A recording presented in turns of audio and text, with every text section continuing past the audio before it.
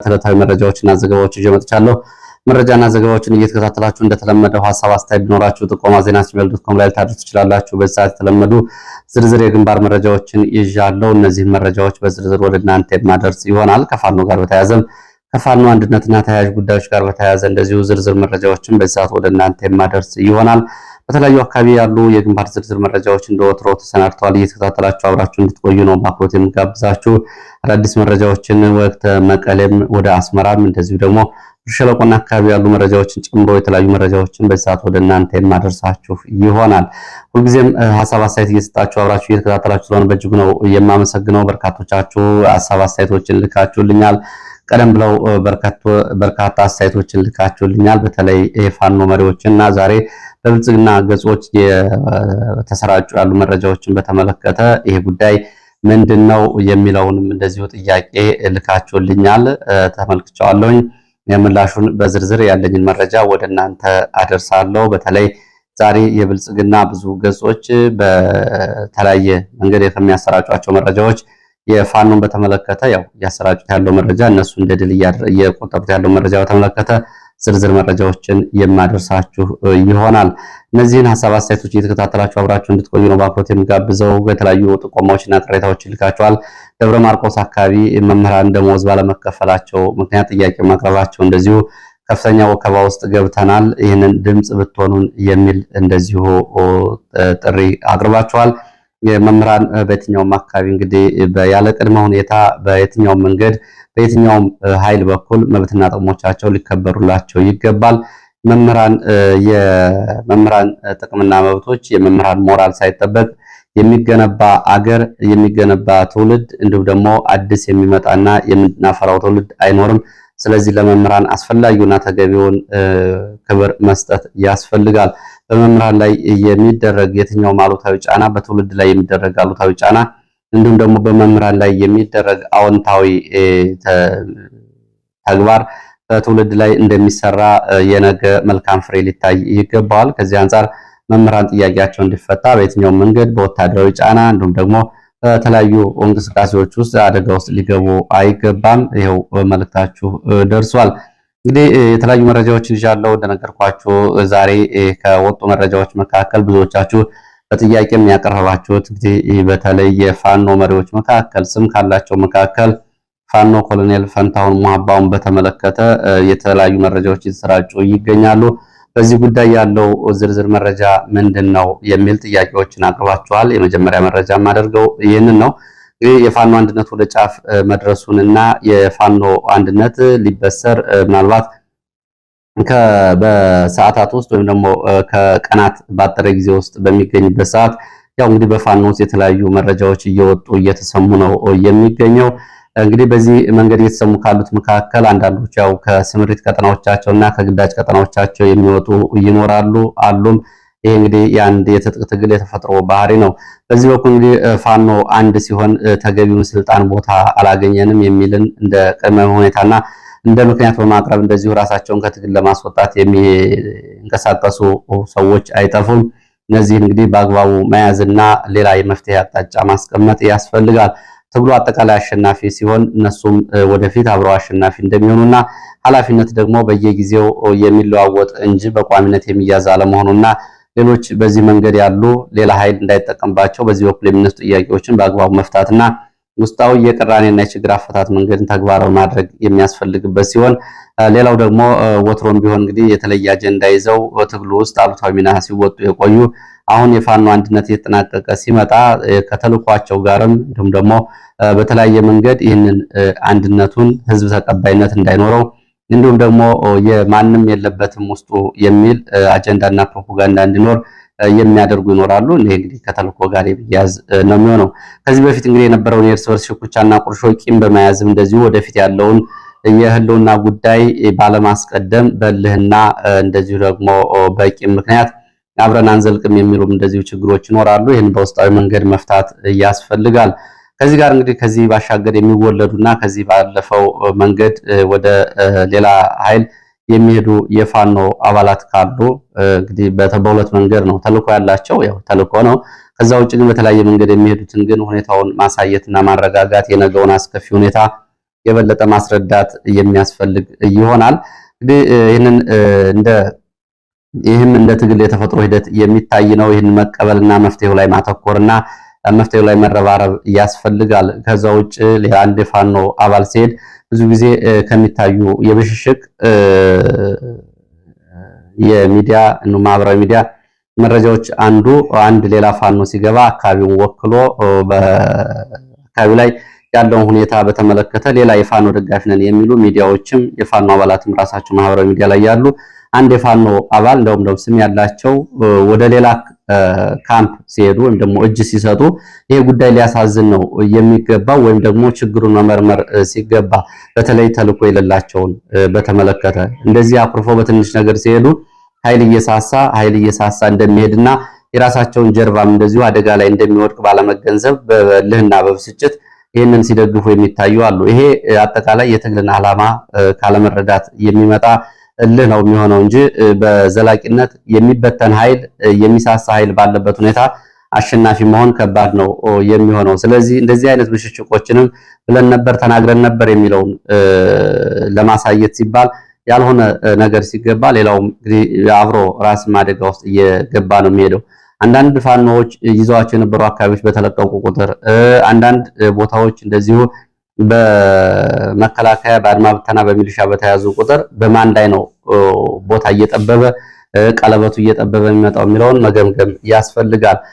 በቢቻል አዳዲሶቹ እንዲቀላቀሉ ማድረግ ካልሆነ ደግሞ ፋኖ ውስጥ ያለው ደግሞ ተግባብቶ ባለበት እንዲቀጥል ማድረግ ካልተቻለ ውሎ አድሮ ጉዳቱ በተራ ካልሆነ በስተቀር ማንን ሊጎዳ እንደሚችል ይህንን ግምት ውስጥ ማስገባት ያስፈልጋል። አንዳንዴ ደግሞ የፋኖ መሪዎች ወትሮም እንደዚህ ናቸው ወትሮም ብለን ነበር የሚሉትን ተደጋጋሚ ባለፈው በቃለ መጠይቅ ላይ አንስቼዋለሁ። ለፋኖ መሪዎች ወትሮም እናውቃቸዋለን ወትሮም ሰምተን ነበር የሚሉ ምላሾችን ነው እንደዚህ አይነት ነገሮች ሲከሰቱ የሚሰጡት። ወትሮ ካወቋቸው ወትሮ መረጃ ካላቸው ወትሮ የሚከታተሏቸው ከሆነና ወትሮ ጥርጣሬ ካላቸው የህሉና ትግሉና የራሳቸውን ህይወት አደጋ ላይ በጣለ መንገድ ለምን አብረው ቆዩ የሚለው እንደዚሁ አብሮ የሚነሳ ጉዳይ ነው። ይሄ ችግሩን ለመሸፈን ወይም ደግሞ ውስጣዊ የጥንካሬ ድክመትን ላለማሳየት የሚደረግ ነው እንጂ የትኛውም የፋኖ መሪም ሆነ የፋኖ ሰራዊት አባል በተለያየ መንገድ በተለይ የማይታለፉ መስመሮች ላይ የተለየ እንቅስቃሴና ጥርጣሬ ካለ እሱን መቆጣጠር ማጥራትና ማስተካከል የማን ኃላፊነት ነው የሚሆነው? ወትሮም ብለን ነበር ወትሮም እንዲህ ስለሆነ ነው የሚለው ውሃ የሚቋጥር አይሆንም። ይሄ ለፋኖ መሪዎች በተደጋጋሚ የሚቀርብ ጥያቄም ነው። እነሱም ይህንን ይላሉ። ይሄ ማለት እንግዲህ ሌላው ሲሄድም ዝም ብሎ መመልከት ሌላ ራሱን የቻለ ችግርም ይዞ እንደሚመጣ ካለመገንዘብ ወይም ደግሞ አንዱ ሊለቅ ይህንን ቦታን ያገኘዋለሁ በማለትም ሊሆን ይችላል። ይሄ ግን ረጅም ርቀት የሚያስኬድ አይደለም። ሲቻል አጠቃላይ ኃይሉንም በመከላከያ ውስጥ ያለውንም በአድማ ብተና ውስጥም በሚሊሻ ውስጥም በብልጽግና ውስጥ ያለውንም ኃይል አሰባስቦ የራስን የፖለቲካ ኃይል እንደመገንባት ከራስ ውስጥ ኃይል ሲቀነስ ይህንን በተለየ መንገድ ብሽሽቅ ውስጥ መግባቱ ውሎ አድሮ ተጽዕኖ ይታያል። ይሄ ኢህአፓ ላይ እንዲሁም ደግሞ በዛ ዘመን በነበሩ ቡድኖች ውስጥ ታይቷል። የተወሰኑት ወደ ደርግ ሲገቡ የተወሰኑት እሰይ ሲሉ ነበረ። ኋላ ወደ ደርግ የገቡት የኢህአፓ አባላት ዙረው የበሉት ማንን ነው ከተባለ ጓደኞቻቸውን ነው። በዛ መንገድ ትግል መክኖ ቀርቷል። በናፍቆትና በስም ወረቀት ላይ ብቻ ያለ ታሪክ ሆኗል። ስለዚህ ይህንን የታሪክ ጥፋቶች በአግባቡ መገንዘብ ስለሚያስፈልግ ነው ብዙዎቹ እንኳን ገቡ ብለን ነበር የሚለው ነገር ራሳቸውም ላይ አደጋ የሚያመጣ ንግግር መሆኑን መገንዘብና ለመፍትሄው መቅደም ያለባቸው መሆኑን ለማሳሰብ ነው። ለማንኛውም ዛሬ ከወጡት መረጃዎች አንዱ እንግዲህ ኮሎኔል ፈንታውን ሞሐባው እጅ ሰጥቷል የሚለው ነው። እንደ መረጃ ምንጮቹ ከሆነ እንግዲህ ይህንን በተመለከተ ቀደም ብሎም በዚህ ጉዳይ ላይ ለድርጅቱ መረጃ ያቀረቡ የሱ አባላት የነበሩ ጉዳዩን በጥንቃቄ ሲከታተሉ የነበረና በተለይ ማስረሻ መውጣቱን ተከትሎ ሁኔታዎችን አንድ ባንድ ሲከታተሉ የነበሩ የፋኖ አባላት ጉዳዩን በተመለከተ ስጋታቸውንም ገልጸዋል። እንግዲህ ኮሎኔል ፈንታውን ሞሐባው ለአማራ ሕዝብ ሲል የወጣው የወረደው እንዲሁም ደግሞ ከ2001 መፈንቅለ መንግስት በዝዋይ እስር ቤት በኋላም ደግሞ እንደዚሁ ባህር ዳር አማራ ልዩ ኃይል ከማቋቋም ጋር ባለው ጉዳይ ላይ ያለው አጠቃላይ ሂደት ባለበት ሆኖ አሁን ግን ለህዝብ ሲል ወደ ጫፍ የደረሰውን ትግል በተመለከተ በዚህ ሰዓት በውስጣዊ ሽኩቻ የሚሆን በተለየ መንገድ እንግዲህ ከጤና አንጻርም ያለው ሁኔታ ግምት ውስጥ ገብቶ ጥሎ መውጣቱ ለታዳጊዎቹ ለጀማሪዎቹ ፋኖ አባላት ምን አይነት የሞራል ኃላፊነት የሚሰጥ ነው የሚለው እንግዲህ ለሱ የሚቀርብ ቢሆንም እንግዲህ አጠቃላይ 2001 መፈንቅለ መንግስት እስከ ዝዋይ እስር ቤት 9 ዓመታት ሰቆቃ እንደገና በአማራ ልዩ ኃይል መልሶ ማቋቋም የልዩ ኃይሉ ሲበተን በፋኖ ውስጥ ላለፉት ዓመታት በአስቸጋሪ የጤና ሁኔታ የቆየው ኮሎኔል ፈንታሁን ያለውን ልምድ ውስጣዊ ችግር በመፍታት ለወጣት ፋኖች ልምድ ማካፈል ተተኪ ይዞ የቻለውን እስከ መጨረሻው የሚከፍለውን ዋጋ ከፍሎ ትግሉን ወደፊት መምራት በሚገባው ሰዓት እንግዲህ በዛሬው ዕለት እነ ማስረሻ መውጣት በኋላ ጋር ባለው ሁኔታ ውስጥ የተለያዩ ምልክቶችን ሲያሳይ ቆይቶ ነው ዛሬ እንግዲህ ኮሎኔሉ ወደ ብልጽግና እጅ ሰጠው የሚሉ መረጃዎች ናቸው ያሉት። ብዙ አመላካች ጉዳዮች ነበሩ የሚለው ሌላ አንድ የፋኖ አባል በዚህ ጉዳይ ላይ ኮሎኔሉ እንግዲህ ለአማራ ሕዝብ ሲል የወጣው የወረደው ባለበት ሆኖ ባለፈው የማስረሻን እጅ መስጠት ተከትሎ ሌሎች የሥራ አስፈጻሚ አባላቶቹ የኮሎኔሉ እጅ ሲሰጡ መረጃ ደርሶትና በቁጥጥር ስር እንዲያውላቸው ትዕዛዝ ሲሰጠው እና በሚሊዮን የሚቆጠር የራሱን የድርጅቱን ገንዘብ ይዘውበት ሲገቡ ጉዳዩን እየተመለከተበት መንገድ ጥርጣሬ የሚጨምር እንደነበር የሚገልጸው የፋኖ አባል ኃይል ይዘው ሲኮበልሉ እንግዲህ በወቅቱ ማለት ነው ገደር አካባቢ ያለውን ጫና ከገደር ከለላ ወደ መቅደላ ከዛ ወደ ዳውንት ሲመጣ ኮሎኔሉ እንደዚሁ በሌሎቹ ፋኖ መሪዎች ጋር አብሮ መቆየት እንዳለበት ተደጋጋሚ ጥያቄ የቀረበ ቢሆንም ይሄ ክትትል እንዳይደረግ ሆን ተብሎ በተሰጠው የመውጫ መንገድ ነው ዛሬ ይሄ ዜና የተሰማው ይላል። እንግዲህ በቁጭት ጉዳዩን የሚያጋራ የፋኖ አባል ነው። ይሄ የፋኖ አባል ዛሬ ማለዳ ይህንን መረጃ መስማቱን ነገር ግን ከሁኔታዎቹ አንፃር ጉዳዩ አዲስ እንዳልሆነበት ይገልጻል። አሁንም በሁሉም በኩል በቁጥጥርና በክትትል የሚያስፈልጋቸው ብዙ ጉዳዮች አሉ። በተለይ የፋኖ አንድነትን ምክንያት በማድረግ የስልጣንና ኩርፊያን ሽኩቻን እንደ ምክንያት በማቅረብ የተለያየ መንገድ የሚያማትሩ አሉ። ከዚህ ጋር በተያያዘ የማሳመንና የማግባባት ስራዎች ያስፈልጋሉ የሚል እንደዚሁ አስተያየት ሰጥቷል። በፋኖ አዲሱ የፖሊት ቢሮ ውስጥ እንግዲህ ኮሎኔሉ በአሁን ባለው አወቃቀር የማዕከላዊ ኮሚቴ ስራ አስፈጻሚና የፖሊት ቢሮ አባል ሆኖ መመደቡንም እንደዚሁ ደግሞ አንድ ድል ለነሱ ድርጅት መሰጠቱን እንደወሎ የሚገልጸው የፋኖ አባል ይሄ በተካተተበት ሁኔታ ነው እንግዲህ ይህንን እና የፋኖ አንድነት ወደ ህዝብ ይፋ ሊደረግ ሰዓታት በቀሩበት ሁኔታ ነው ይህንን ያደረገው። መጪው ጊዜ እንግዲህ ከዚህ አንፃር ለፋኖ ወርቃማ ድሎችን እንዲሁም ደግሞ ፈታኝና አስቸጋሪ ሁኔታዎችን ይዞ እየመጣ ነው። በዚህ ሂደት ውስጥ የራስን የፖለቲካ የበላይነት ለማረጋገጥ ይህንን መታገልና ጠንክሮ መጋፈጥ ግዴታ ነው የሚል አስተያየት አድርሷል። አንድ የፋኖ የቅርብ አባል የኮሎኔል የቅርብ አባል የሆነ ሰው ከዚህ ጋር በተያያዘ እንደዚሁ ኮሎኔሉን በተመለከተም የወሎ ጠቅላይ ግዛት እዝ መግለጫ አውጥቷል። በመግለጫው እንግዲህ ዛሬ ኮሎኔሉ ለብልጽግና እጅ መስጠቱን የሚያረጋግጥና ከአጠቃላይ እንቅስቃሴዎቹ ጋር በተያያዘ ከስራ የታገደ መሆኑን ነው የሚገልጸው። ጥር 4 2018 ከአማራ ፋኖ ህዝባዊ ድርጅት ወሎ ቤት አማራ ጠቅላይ ግዛት እዝ የተሰጠው ወቅታዊ መግለጫ ይላል። የአማራ ፋኖ አንድነት እየተጠናቀቀ በሚገኝበት በዚህ ወቅት የአማራ ፋኖ ህዝባዊ ድርጅት ማዕከል በስሩ ከሚገኙት የሁሉም ጠቅላይ ግዛት እዞች ራሳቸውን ከሰርጎ ገቦችና ከጸረ ፋኖ አንድነቶች እንዲያጸዱ በተላለፈው መመሪያ መሰረት እዛችን በጎንዮሽ ጥልቅ ግምገማ አድርጎ የተለያዩ ውሳኔዎችን አስተላልፏል ይላል። በዚህ መሰረት ኮሎኔል ፈንታው ማባው ካለው የኃላፊነት ቦታ እንዲነሳና እንዲታገድ ተወስኗል። ስለዚህ ኮሎኔል ፈንታው ማባው በየትኛውም እንቅስቃሴ ላይ እዛችን ሆነ ድርጅታችን የማይወክል መሆኑን እናሳውቃለን ይላል። ጥር 4 የአማራ ፋኖ ህዝባዊ ድርጅት ወሎ ቤት አማራ ጠቅላይ ግዛት እዝ። እንግዲህ ይህንን በተመለከተ ሌሎች የወጡ መረጃዎች ደግሞ ምንድነው? የ46ኛ ክፍለ ጦር ነው እጅ የሰጠው ከሌሊቱ 9 ሰዓት አሁን ረፋድ ላይ በአውሮፕላን በጦር ሄሊኮፕተር ወደ አዲስ አበባ መወሰዱን የሚገልጹ መረጃዎች ናቸው ያሉት። ይሄ እንግዲህ ምን ያክል ጉዳዩን የመከላከያው ደግሞ ብልጽግና ለፖለቲካ ፕሮፓጋንዳ እንደፈለገውና አውሮፕላን መድቦ ምርኮኛ ወይ ደግሞ እጅ የሰጠን ሰው በአውሮፕላን ተንከባክቦ ከአንድ ቦታ ወደ ሌላ ቦታ ለማጓጓዝ በእርግጥ በሌላ አካባቢ ያለው እንቅስቃሴም ከፋኖ ጋር አንጻር ችግር ውስጥ ስለሚከት ነው ይህንን እያደረገ ነው የሚገኘው። ለማንኛውም ይሄ አሳዛኝ ዜና ነው። እንግዲህ እነዚህን ፈታኝ ወቅቶች ፋኖ በአግባቡ የሚሻገር ከሆነ ወርቃማ ድሎቹን ሳያባክን የሚጠቀም ከሆነ ወደፊት ወደ ውጤት ይመጣል። ዛሬ የተሰማው ዜና ይህንን ነው የሚመስለው። ወደ ሌሎች መረጃዎች ሲሄድ ወደ ወልቃይት የሚወስደን መረጃ አስከትላለሁ። ወልቃይት ጠገዴ ሰቲት ሁመራ ዞን በሁለት ግብረሰናይ ድርጅቶች ላይ ያወጣው መግለጫ አለ። ትላንትና በተለይ ኢንተርናሽናል ሜዲካል ኮርፕስ የተባለውን በተመለከተ የወጣውን መረጃ አጋርቻችሁ ነበር። ዘግየት ብሎ በወጣው መረጃ ደግሞ ሁለት ድርጅቶች ዞኑን ለቀው እንዲወጡ መግለጫ መውጣቱና ትዕዛዝ መሰጠቱን የሚገልጽ መረጃ ነው ያለው። ይህንን አረጋግጧል። ኢንተርናሽናል ሜዲካል ኮርፕስ እና ኖርዌጂያን ሪፊውጅ ካውንስል የሚባሉት ሁለት ግብረሰናይ ድርጅቶች ከተስማሙባቸው የሰብአዊ አገልግሎት መርሆች ውጭ በሌላ የፖለቲካ ውግንናና ህገወጥ የሰዎች ዝውውር ውስጥ ገብተው በመገኘታቸው ድርጅቶቹ ከጥር 3 2018 ዓ.ም ጀምሮ ወልቃይት ጠገዴ ሰቲት ሁመራ ዞን የሚያከናውኑትን ስራ እንዲያቆሙና አካባቢውን ለቀው እንዲወጡ መግለጫ ተሰጥቷል። ድርጅቶቹ በዞኑ ስራ ሲጀምሩ ከአማራ ክልል መንግስት አማራ ክልል መንግስት እንዲሁም ደግሞ ከወልቃይት ዞን ጋር አጠቃላይ ሁኔታውን ተቀብለው ስራ የጀመሩ ቢሆንም ድርጅቶቹ ግን በሌላ ተግባራት ተሳትፈው ተገኝተዋል። ድርጅቶቹ የዓለም አቀፍ ህጎችና ሰብአዊ መብት መርሆችን በመጣስ በፕሪቶሪያው የሰላም ስምምነት በመጣስ በስልጠና እና በሰው ኃይል ምልመላ ጭምር በተደጋጋሚ በህዝቡና በዞኑ ከፍተኛ ቅሬታ ሲቀርብባቸውና ማህበረሰቡን ሲያስቆጡ እንደቆዩ መግለጫው ይገልጻል።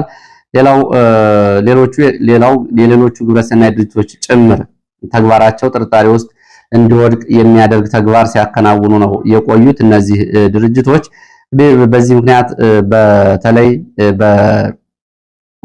የወልቃይትና የአካባቢ በፖለቲካ ተልዕኮ በመቀበል የህይወት መስዋዕትነትና ዋጋ የተከፈለበትንና በዚህ ዋጋ ነፃ የወጣውን ማህበረሰብ እንዳፈናቃይ በመቁጠር አካባቢው የትግራይ ክልል አካል አድርጎ ማየትና መጥራት ህጋዊ ይፋዊ የሥራ ግንኙነት ላይ እነዚህን የፕሪቶሪያ የሰላም ስምምነቶችን ጥሶ መገኘት ድርጅቶቹን ከአካባቢው እንዲባረሩ እንዳደረጋቸው ነው መግለጫው የሚገልጸው።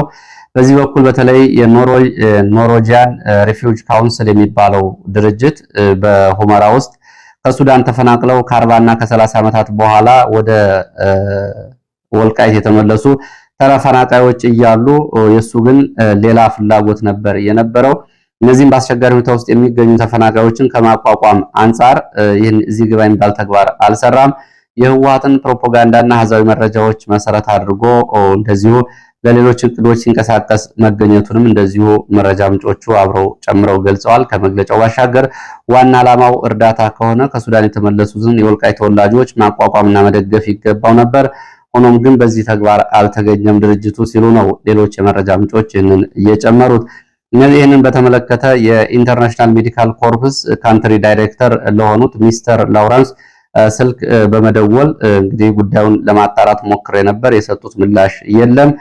ለወልቃይት ዞን ግን እነዚህ ግብረሰናይ ድርጅቶች መካከል ሚስተር ላውረንስ ይቅርታ ጠይቀን ያጠፋነውን ጥፋት አስተካክለን ልንመለስ እንችላለን፣ በዚህ ላይ እንነጋገር የሚል ጥያቄ ማቅረባቸው ነው እየተሰማው። ሆኖም ይህንን ለሚዲያ ግን አላረጋገጡም።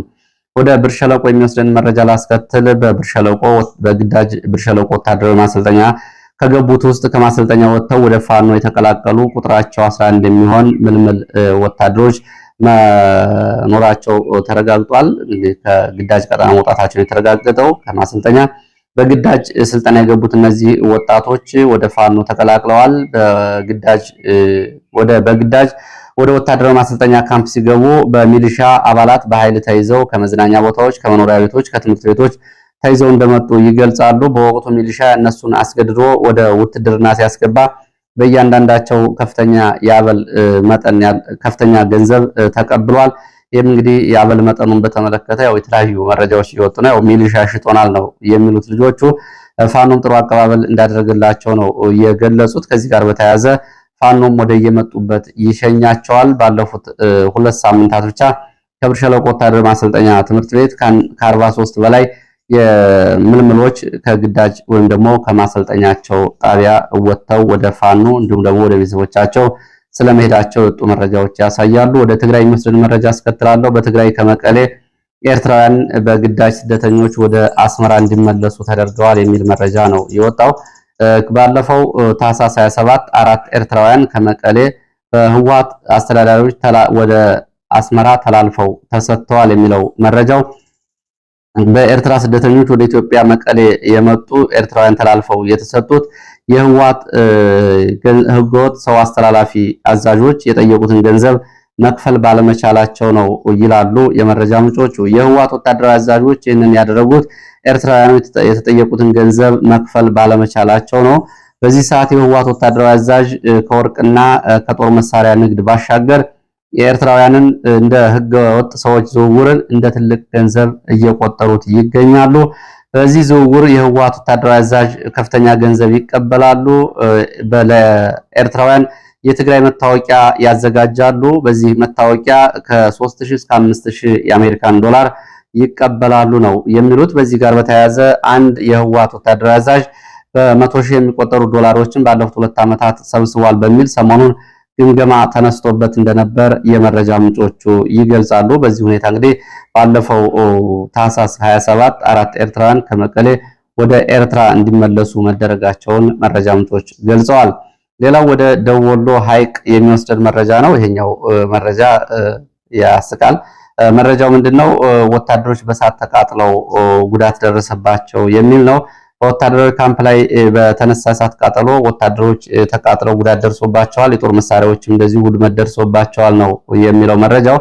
ነገሩ እንዲህ ነው። ወታደሮቹ በሐይቅ ከተማ አቅራቢያ ሸሙሳ ተራራ ተብሎ የሚጠራው አካባቢ ባላቸው ካምፕ የገበሬዎቹን ለእንስሳት የሰበሰቧቸውን መኖ እንደ ጭድ፣ ድርቆሽና ገለባ እየጎዘጎዙ ይተኛሉ። ባለፈው የገና ዕለት እነዚህ ወታደሮች ይህንን ጎዝጉዘው ሲተኙ በከፍተኛ አልኮል መጠን ወስደው ነበረ። ሲጋራ አቃጥለው ሲጋራውን እንግዲህ ይጥሉታል፣ ያው እሳቱ ሳይጠፋ።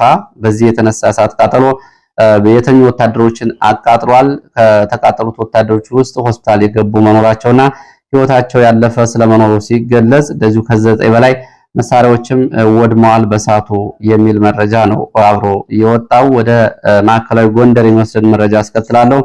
በማዕከላዊ ጎንደር ምዕራብ ደንቢያ ወረዳ ዛሬ ከሌሊቱ 10 ሰዓት በተጣለ ደፈጣ ጥቃት ከባድ ወታደራዊ ኪሳራ መድረሱን የወጡ መረጃዎች ያሳያሉ። መከላከያ ሌሊት ወደ ሱፍ ቃራ ተብሎ ወደሚጠራ ቦታ እንግዲህ ቦታውን ወደሚጠራ ቦታ ለዘመቻና ስምሪት በተንቀሳቀሰበት ወቅት ነው ድንገተኛ የደፈጣ ጥቃት የተፈጸመው። በዚህ ጥቃት ሰብአዊ፣ ቁሳዊና ወታደራዊ ኪሳራ ደርሷል። ሱፋን ቃራ ተብሎ የሚጠራው ቦታ ዛሬ በተፈጸመው ጥቃት በሽከርና በእግረኛ ሲንቀሳቀሱ የነበሩ ወታደሮች ጉዳት ደርሶባቸዋል። በጥቃቱ የማዕረግ ደረጃቸው ያልታወቀ ወታደራዊ አዛዥም እንደዚሁ ጉዳት ደርሶባቸዋል ሲሉ የወጡ መረጃዎች ያሳያሉ። ሱፋን ቃራ ተብሎ በሚጠራው ቦታ በሳምንት ውስጥ ለሶስተኛ ጊዜ የተፈጸመ የደፈጣ ጥቃት እንደሆነም ከአካባቢ ወጡ መረጃዎች ይህንን ያሳያሉ። ወደ ሰሜን ጎንደር እና ማዕከላዊ ጎንደር አዋሳኝ አካባቢዎች ስንሄድ ወደ ዳባት በዳባት ወረዳ ጭና ተብሎ የሚጠራው ቀበሌ ለዘመቻና አሰሳ ስምሪት በወጣ መከላከያ ላይ ድንገተኛ የደፈጣ ጥቃት መፈጸሙ እንደዚሁ የወጡ መረጃዎች ያሳያሉ። በዚህ ድንገተኛ የደፈጣ ጥቃት እንግዲህ ከዳባትና ከወቅን ተራሮች ወደ ጭና የገባ መከላከያ ላይ ጉዳት ደርሷል። ረፋድ ላይ የተፈጸመ የደፈጣ ጥቃት ነው። በቁጥር ያልታወቀ ወታደራዊ ኪሳራ መድረሱን የመረጃ ምንጮቹ ገልጸዋል። ከነዚህ መካከል እንደዚሁ በዚህ የጥቃት ጉዳት የደረሰባቸው ዳባት የቀብር ስነ ስርዓታቸው የተፈጸሙ የመካከለኛ መስመራዊ ወታደር መሪዎች መኖራቸውን መረጃዎቹ ገልጸዋል። ወደ ወለጋ የሚወስደን መረጃ አስከትላለሁ። ወደ ወለጋ ስንሄድ ጉቶ ጊዳያና ወረዳ ተብሎ የሚጠራው አካባቢ ሉጎ ተብሎ በሚጠራ ቦታ ዛሬ በአካባቢው በሚገኙ የአማራ አርሶ አደሮች ላይ የዙ 23 የሞርተርና የዲሽቃ ጥቃት ተከፍቷል። በመከላከያና በኦሮሚያ ልዩ ኃይል ትጥቅ ትፈታላችሁ በሚል ነው በመንደሮቹ ላይ ከማለዳ ጀምሮ የዙ 23 እና የሞርተር ድብደባ እየተደረገ ያለው። የደረሰ ጉዳት ስለመኖሩ የታወቀ ነገር የለም። በተመሳሳይ እንደዚሁ በዚሁ በወለጋ ኮማንደር አበራና ሌላ የፖሊስ አባል ድሪባ ጣባ በገበያ ላይ ግርግር በመፍጠርና ሽብር በመፍጠር የገበያው ህዝብ እንዲዘረፍ አድርገዋል የሚል መረጃም ወጥቷል። ይሄኛውም እንደዚሁ የሚያስቅ መረጃ ነው። በኮማንደር ደረጃ ያለ ወታደራዊ እንዲሁም ደግሞ የፖሊስ መኮንን በገበያ ውስጥ ሽብር በመንዛትና ጥይት እንዲተኮስ በማድረግ ገበያ ውስጥ ያሉት መጋዘን የከፈቱ ሰዎች የሚሸጡትን እህል ሌላም ነገር ትተው እንዲሮጡ ካደረጉ በኋላ ዝርፊያ እንዲፈጸም አድርገዋል። በዚህ በኩል እንግዲህ ድርሻቸውን ከፍ አድርገው ከዘራፊዎቹ ስለመጠየቃቸው ነው የተገለጸው። ኮማንደር አበራና እንደዚሁ ደግሞ ዳባ ተብሎ የሚጠራ የጸጥታ ባለስልጣን ናቸው ያደረጉት።